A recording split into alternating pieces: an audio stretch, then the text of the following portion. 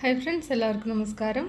അപ്പോൾ ഇന്ന് സാധാരണ ഉണ്ടാക്കുന്നതിൽ നിന്ന് വ്യത്യസ്തമായിട്ടുള്ള ഒരു തമിഴ് സ്റ്റൈൽ മോര് കുളമ്പാണ് കാണിക്കുന്നത്. നമ്മളുടെ മോരുകറിയിൽ നിന്ന് കുറച്ചൊരു വ്യത്യാസമുണ്ട്. നമ്മുടെ നാടൻ മോരുകറി നമ്മൾ കായോ അല്ലെങ്കിൽ പരിപ്പോ ഒന്നും ചേർക്കില്ല മോരുകറിയിൽ. ഇതങ്ങനെയല്ല, ഇതിലതൊക്കെ ചേർക്കും. നല്ലൊരു പ്രത്യേക ടേസ്റ്റാണ് അതിന്. പിന്നെ നമ്മൾ സാധാരണ മോരുകറിയിൽ ഉപയോഗിക്കുന്ന അത്രയും നാളികേരം ഒന്നും ഇതിന് വേണ്ട. അപ്പോൾ ഇത് കഷ്ണമില്ലാതെയും അതായത് വെജിറ്റബിൾ ചേർക്കാതെയും ചേർത്തിട്ടും രണ്ട് തരത്തിലും ഈ ഒരു കറി ഉണ്ടാക്കാവുന്നതാണ്. അപ്പോൾ നമുക്ക് കണ്ടു നോക്കാം എങ്ങനെയാണ് ഉണ്ടാക്കുന്നതെന്ന്. അപ്പോൾ അതിന് മുന്നേ നമ്മുടെ ചാനൽ സബ്സ്ക്രൈബ് ചെയ്യാത്തവർ പ്ലീസ് ഒന്ന് സബ്സ്ക്രൈബ് ചെയ്യുക. അതുപോലെ തന്നെ ഫോളോ ചെയ്യാനൊന്നും മറക്കണ്ട. അപ്പോൾ അതുപോലെ തന്നെ നിങ്ങൾക്ക് ഇഷ്ടപ്പെട്ട നമ്മുടെ വീഡിയോസൊക്കെ ഒന്ന് ഗ്രൂപ്പ്സിലൊക്കെ ഒന്ന് ഷെയർ ചെയ്യണേ. അപ്പോൾ അതിന് വേണ്ടിയിട്ട് ഒരു 1/2 കിലോ കുമ്പളങ്ങ തൊലിയൊക്കെ കളഞ്ഞിട്ട് നുറുക്കി വെച്ചതാണത്. കുമ്പളങ്ങയ്ക്ക് പകരം നിങ്ങൾക്കിതിന് വെള്ളരിക്ക എടുക്കാം. ഇതിലേക്ക് ഒരു 3/4 ടീസ്പൂൺ മഞ്ഞൾപ്പൊടി കൂടി ചേർക്കുക. കളർ അധികം അല്ലെങ്കിൽ കുറച്ച് കൂടുതൽ മഞ്ഞൾപ്പൊടി ചേർക്കാം കേട്ടോ. പിന്നെ ആവശ്യത്തിന് ഉപ്പ് കൂടി ചേർത്തിട്ട് കുറച്ച് വെള്ളം ഒഴിച്ചിട്ട് വേവിക്കുക. കുറേ വെള്ളം ഒഴിക്കേണ്ട ആവശ്യമില്ല. ഞാനിപ്പോൾ 1/2 കപ്പ് വെള്ളം ഒഴിക്കുന്നുള്ളൂ. അപ്പോൾ കാരണം കുമ്പളങ്ങയിൽ തന്നെ അത്യാവശ്യം വെള്ളമുണ്ട്. അപ്പോൾ വളരെ കുറച്ച് വെള്ളം ഒഴിച്ചാൽ മതി. ഇനി അടച്ചു വെച്ചിട്ട് ഹൈ ഫ്ലെയിമിൽ വിസിൽ വന്നതിൻ്റെ ശേഷം ലോ ഫ്ലെയിമിൽ ഒരു 2-3 മിനിറ്റ് വേവിച്ചാൽ മതിയാവും. കഷ്ണം വെന്ത് വരുമ്പോഴേക്കും ഇതിലേക്കില്ല അരപ്പ് റെഡിയാക്കി വയ്ക്കാം. അരപ്പിലാണ് ഇതിൻ്റെ ആ ഒരു പ്രത്യേകത.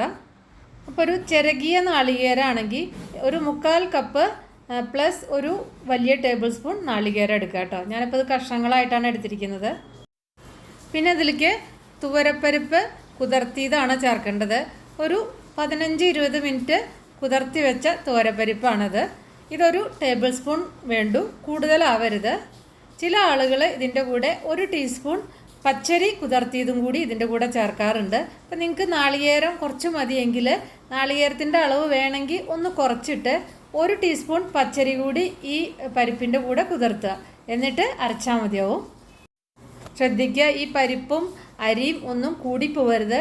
ഞാനിപ്പോൾ ഇതിൽ അരി ചേർത്തിട്ടില്ല കേട്ടോ. ഇതെനിക്ക് പാകത്തിന് കൊഴുപ്പ് കിട്ടിയിരിക്കുന്നു. അരി ചേർക്കുന്നത് എന്താണെങ്കിൽ ഒരു കൊഴുപ്പ് കിട്ടാൻ വേണ്ടിയിട്ടാണ്. അതിൻ്റെ ടേസ്റ്റ് വേറെ ഒന്നും നമുക്കറിയില്ല. നാളികേരത്തിൻ്റെ അളവ് അപ്പോൾ വളരെ കുറച്ച് മാത്രം ചേർത്താൽ മതി. ഇതിലേക്കിപ്പോൾ ഞാൻ 1 ടീസ്പൂൺ ചെറിയ ജീരകമാണ് ചേർത്തിരിക്കുന്നത്. പിന്നെ 1 കഷ്ണം ഇഞ്ചി, ഒരു സാമാന്യം കുറച്ച് വലിയ കഷ്ണം ഇഞ്ചിയാണ് ചേർത്തിരിക്കുന്നത്. 2 പച്ചമുളക്, അതുപോലെ തന്നെ 2 ഉണക്കമുളകും കൂടി ചേർത്തിട്ടുണ്ട്. എരിവിനനുസരിച്ച് നിങ്ങൾക്ക് കൂട്ടിയിട്ടും ചേർക്കാം. ഇനി ഇതെല്ലാം കൂടിയിട്ട് ആദ്യം ഒന്ന് അടിച്ചതിൻ്റെ ശേഷം പിന്നെ കുറച്ച് വെള്ളം ഒഴിച്ചിട്ട് നല്ല മയത്തിൽ അരച്ചെടുക്കുക. അത് അടിച്ചെടുത്തിട്ടുണ്ട്. ഇനി ഇതിലേക്ക് കുറച്ച് വെള്ളം ചേർത്തിട്ട് നന്നായിട്ട് നല്ല മയത്തിൽ അരച്ചെടുക്കാം. അപ്പോൾ അതാ കഷ്ണമൊക്കെ പാകത്തിന് വെന്തിട്ടുണ്ട്. ഇനി ഫ്ലെയിം ഓൺ ചെയ്യുക. അത് കഴിഞ്ഞിട്ട് ഇതിലേക്ക് ഈ അരപ്പ് ചേർത്ത് മിക്സ് ചെയ്യാം. ഇനി ഫ്ലെയിം ഒന്ന് കൂട്ടി വെച്ചിട്ട് നന്നായിട്ടൊന്ന് തിളക്കട്ടെ. അത് കഴിഞ്ഞിട്ട് ഫ്ലെയിം ഒന്ന് കുറച്ച് വയ്ക്കുക. എന്നിട്ടൊന്ന് അടച്ചിട്ട് ഒന്ന് വേവണം. ആ പരിപ്പ് ചേർത്ത കാരണം ആ പരിപ്പൊന്ന് വേവണം, പെട്ടെന്ന് വെന്ത് കിട്ടും. അപ്പോൾ ഈ സമയത്ത് മോര് അല്ലെങ്കിൽ തൈര് റെഡിയാക്കി വയ്ക്കുക. ഞാനിപ്പോൾ 1/2 ലിറ്ററാണ് ചേർക്കുന്നത്. അപ്പോൾ പുളിക്കനുസരിച്ച് നിങ്ങൾക്ക് കൂട്ടുകയോ കുറയ്ക്കുകയൊക്കെ ചെയ്യാം. ഞാനിപ്പോൾ അധികം പുളി ഇല്ലാത്തതാണ് ചേർക്കുന്നത്. അപ്പോൾ നല്ല പുളിയുള്ളതൊക്കെ ആണെങ്കിൽ അതിനനുസരിച്ച് കുറച്ച് ചേർത്താലും മതി. അപ്പോൾ നിങ്ങൾ ഉപയോഗിക്കുന്നത് മോരാണെങ്കിൽ ഇതിലേക്ക് ചേർത്തിട്ട് മോരൊന്ന് ചൂടായിട്ട് ആവി വരുമ്പോൾ ഓഫ് ചെയ്യാം. പക്ഷേ നല്ല കട്ട തൈരാണെങ്കിൽ ഒരിക്കലും ചൂടാക്കരുത്. അപ്പോൾ അതിന് വേണ്ടിയിട്ട് അത് നന്നായിട്ട് മിക്സിയിൽ കുറച്ച് വെള്ളം ചേർത്തിട്ട് നന്നായിട്ട് പതപ്പിച്ച് അടിച്ചെടുക്കുക. അതിൻ്റെ ശേഷം ഇത് ചേർത്തിട്ട് പെട്ടെന്ന് തന്നെ ഫ്ലെയിം ഓഫ് ചെയ്യുക. തൈരാണെങ്കിൽ അങ്ങനെ ചേർക്കാവൂ. അതും കൂടിയും ചേർത്തിട്ട് നന്നായിട്ട് മിക്സ് ചെയ്തിട്ട് ഓഫ് ചെയ്യുക. ഞാൻ പറഞ്ഞ പോലെ തൈരാണെങ്കിൽ ചൂടാക്കരുത്, മോരാണെങ്കിൽ ചൂടാക്കാം. മോര് ചേർത്താലും ഇങ്ങനെ കുറേ നേരം ഇട്ടിട്ട് തിളപ്പിക്കരുത് കേട്ടോ. ആവശ്യത്തിന് ഉപ്പ് ചേർക്കാം. പിന്നെ മോരിന് പുളി കൂടുതലാണെങ്കിൽ വേണമെങ്കിൽ ചെറിയൊരു കഷ്ണം ശർക്കര നിങ്ങൾക്ക് ചേർക്കാവുന്നതാണ്. അപ്പോൾ തൈര് അല്ലെങ്കിൽ മോര് പുളിക്കനുസരിച്ച് മാത്രമേ ചേർക്കാവൂ. അതായത് ഒരു 400 മുതൽ 500 ml വരെ. ഞാൻ ഫ്ലെയിമൊക്കെ ഓഫ് ചെയ്തിട്ടാണ് കേട്ടോ അത്. ഇനി ആവശ്യത്തിന് കറിവേപ്പില പൊട്ടിച്ചിടുക. ഇനി ഇതിലേക്കുള്ള വറവ് റെഡിയാക്കാം.